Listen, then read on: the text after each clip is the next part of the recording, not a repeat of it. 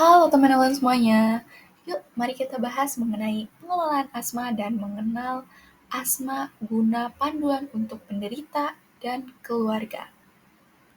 Sebelumnya, perkenalkan, saya Resti Puji Lestari dari FM 23A, Fakultas Farmasi Universitas Buana Perjuangan Karawang. Nah teman-teman, di kalangan masyarakat kita pasti sudah beredar ya, asma ini merupakan gangguan pernafasan.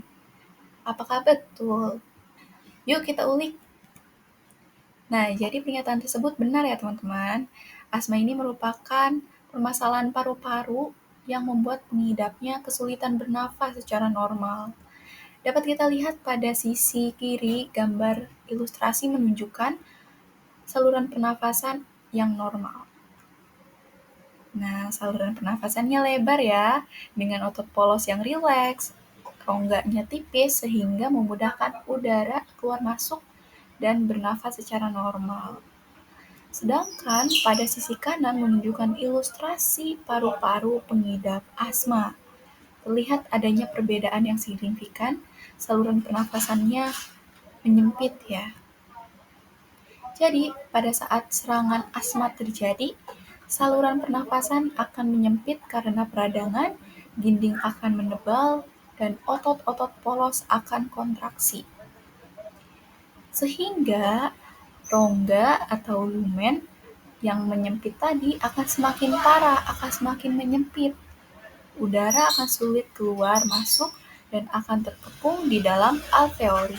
Alveoli menjadi membengkak dan di sana terjadi tekanan atau tumpukan udara yang terhambat untuk keluar masuk. Hal inilah yang menyebabkan para pengidap asma mengeluarkan suara ngit-ngit pada saat nafas atau mengi, dan juga mengalami sakit dada dan sesak napas yang hebat. Nah, yuk kita kenali gejalanya. Gejalanya seperti sesak dada, sesak nafas, mengi, dan batuk. Sedangkan pola gejalanya ini sangat umum nih. Biasanya datang dan pergi seiring waktu. Terus mulai memburuk pada malam hari ataupun dini hari.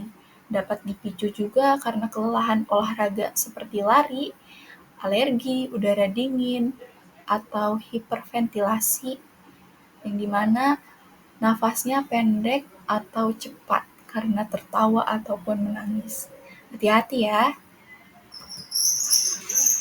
Nah, karena asma ini jenis penyakit yang dapat menimpa segala usia, oleh karena itu faktor utama terjadinya asma dapat disebabkan oleh rokok, asap rokok. Nah, untuk para perokok aktif di luar sana, mari kita tekankan kesadaran kepada diri kita bahwasannya rokok ini mengandung ribuan zat kimia yang berbahaya yang dapat mengiritasi dan meradang pada saluran pernafasan. Selain merugikan diri sendiri, juga merugikan orang sekitar.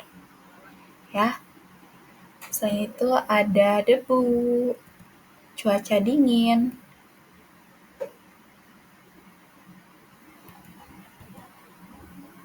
bakteri atau virus, dan bulu hewan.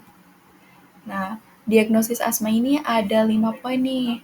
Yang pertama dengan wawancara riwayat medis oleh dokter.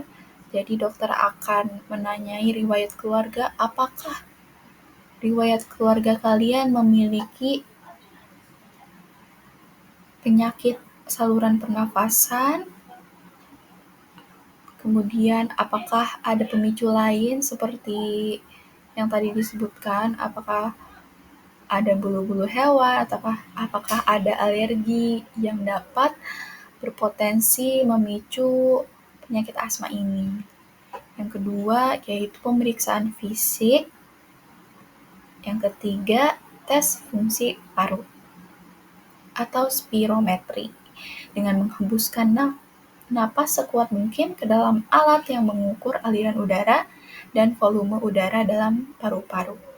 Nah, tes ini mencakup peak expiratory flow dengan mengukur kecepatan aliran udara yang keluar dari paru-paru dan membantu menilai seberapa sempit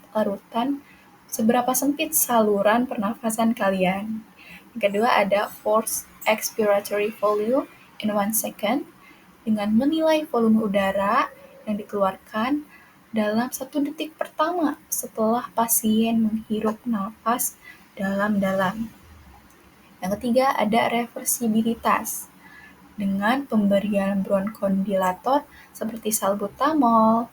Nah, hasilnya apabila selama 10 hingga 15 menit terjadi perubahan PEF atau Peak Expiratory Flow sebanyak 20% setelah pemberian bronkodilator, menandakan bahwasannya reversibilitas, yang dimana ciri-ciri khas asma tidak reversibel. Nah, diagnosis keempat yaitu tes provokasi bronkial atau bronchial challenge test. Tes ini biasanya diberikan zat seperti metakolin untuk mengatur atau mengukur respons saluran nafas. Diagnosis terakhir yaitu uji oksida nitra atau fractional exhaled nitric oxide. Nah, jika sudah mengalami asma, ada pengobatan yang dibagi menjadi dua. Yang pertama, jangka pendek. Dapat diberikan obat golongan kortikosteroid inhalasi, bronkodilator long-acting, kombinasi ICS dan LABA, antagonis leukotriene, antibodi monoklonal.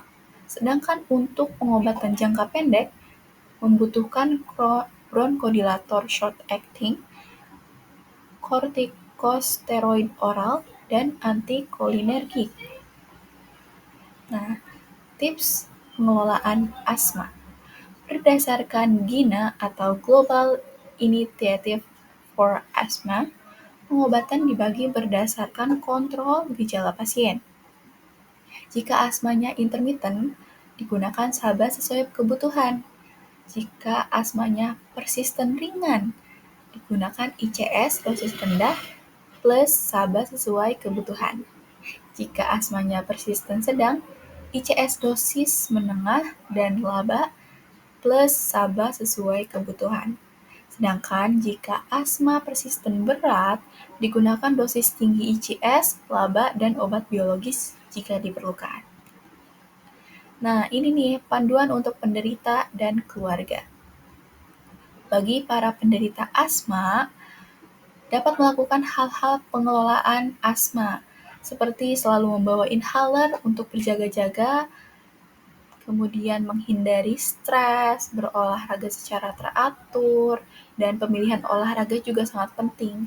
Kalian bisa memilih olahraga yang santai seperti yoga, meditasi, dan lain sebagainya. Kemudian mengatur pola gaya hidup, hindari makan makanan junk food, dan hidup sehat. Nah, bagi keluarga penderita juga harus memahami nih gejala asma seperti apa, sehingga dapat membantu penderitanya untuk menghindari pemicu. Bagi keluarga bisa menghindari menjadi perokok aktif dan dapat menggunakan obat asma dengan benar, memonitor gejala dan mendukung penderita asma.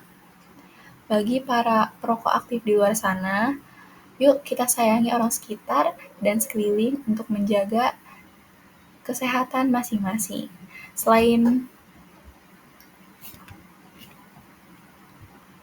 Kesadaran kalian sangat penting guna membangun Indonesia yang sehat dan kuat. Karena selain merugikan diri sendiri, kalian juga merugikan orang banyak, hingga dapat kehilangan orang terkasih kalian. Sekian pemaparan materi saya kali ini. Terima kasih telah menyimak dan menonton hingga akhir. Sampai jumpa.